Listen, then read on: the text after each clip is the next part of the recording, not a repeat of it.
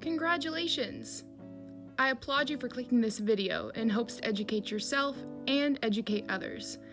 This is going to be a 4-part video series, and we'll be covering early modern relationships in the terms of love and desire between women. Without further ado, let's get started. As we all know, homoerotic feelings between women is not a new concept. That being said, most of the history regarding early lesbian records remained low-key. That was until the gay activism movements began to shed light on these topics in the 1970s. Contrary to popular belief, however, erotic love between women has been going on for centuries, and it was not always been accepted by the means that it is today.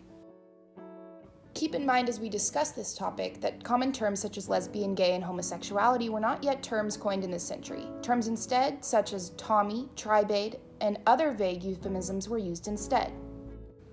The conception of lesbianism in the 18th century was not defined as a sexual act, but it is quite unclear as to what form these desires for other women might take.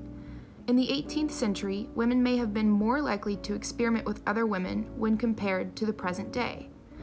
This being said, there were several myths coined by historians about early erotic women relationships. One of these myths was lesbian invisibility.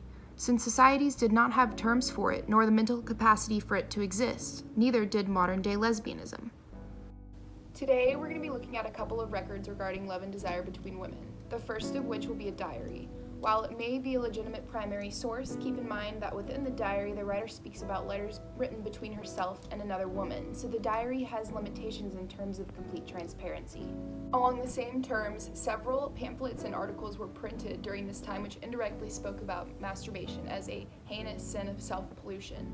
Another example, there was an article that was designed to give advice to heterosexual couples, but in the same article, it brings up same-sex erotic activity in order to condemn it.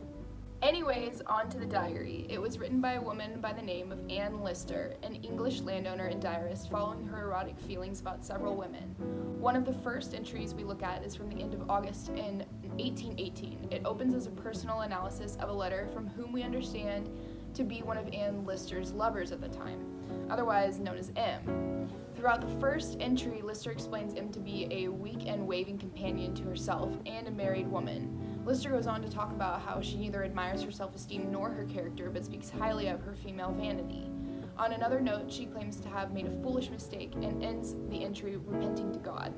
The entry following that one is from over a year later, early that September. At some point, Lister begins speaking about a rendezvous with C, another mysterious lover, perhaps?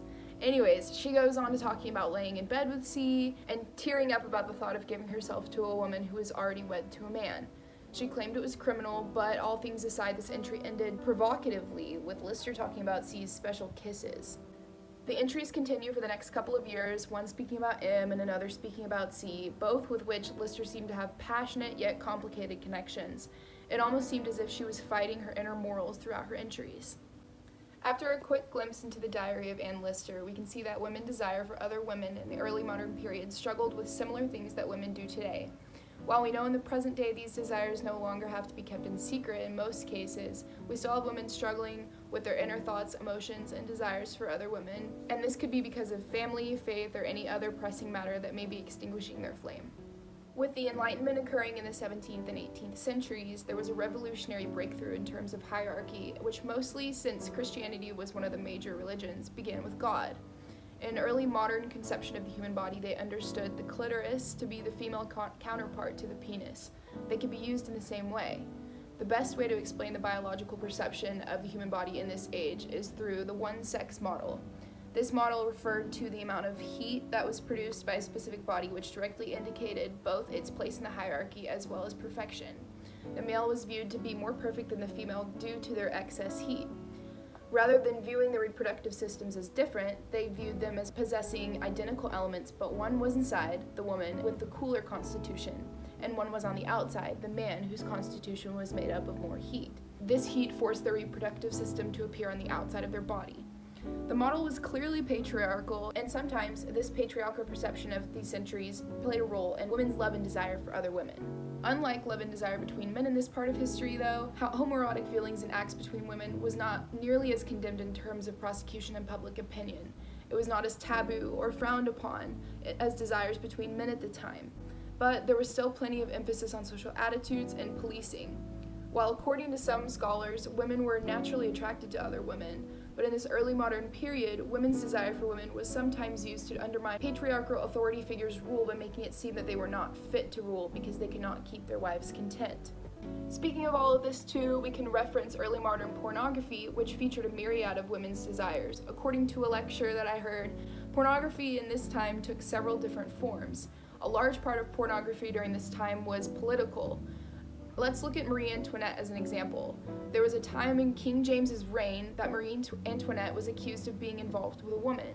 However, there were people that wanted to overthrow the monarchy, so a string of fabricated documents, such as a novel called The Confessions of Marie Antoinette, were released accusing the queen of heinous things. This novel was important because while the title claimed one thing, Marie Antoinette did not actually say or write any of the words within its pages. At one point, there was even a supposed quote by the queen herself speaking about her great need to participate in her sexual desire for women. During this time, attacking someone's wife was a successful and common means to undermine authority in people in high positions. So this being said, there were little to no eyes upon Marie Antoinette as being seen as immoral or wrong, but rather eyes went to the king because if his wife was sleeping with a woman, it must be because the king was unable to keep her happy and in turn unfit to rule. As early pornography continued, it shifted from political satire into a means of arousal for its viewers. Anyways, we'll stop there for the series. That was a lot of information to take in. I'm glad I could be the person to teach you something new today. Feel free to watch this video again if you missed anything, and tune in next week where we will be discussing early modern love and desire between men. Thanks for watching.